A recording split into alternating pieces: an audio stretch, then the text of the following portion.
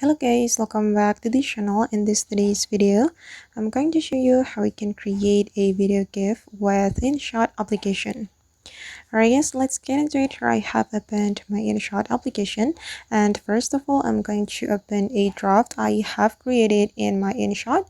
This is my draft, and for example I'm going to create a video GIF with this video. And before we export this video as a GIF with inShot application, we can edit the video. We can add text, sticker, or maybe filter, or we can also cut the video until we get the duration that we want.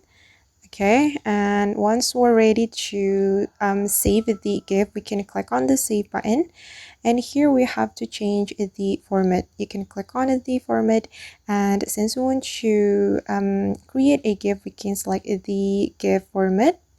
Then you just need to click on save, and you have to wait for a moment until the video or the clip has been exported as a GIF. Okay, now it's done, and I'm going to track it in my gallery. I'm going to open my gallery, and I'm going to open my inShot folder, and this is the video GIF I have just created with my inShot application. Alright guys, and that's how we can create a video GIF with inShot application. I hope this tutorial will be useful for you. Thank you so much for watching, and see you on the next video.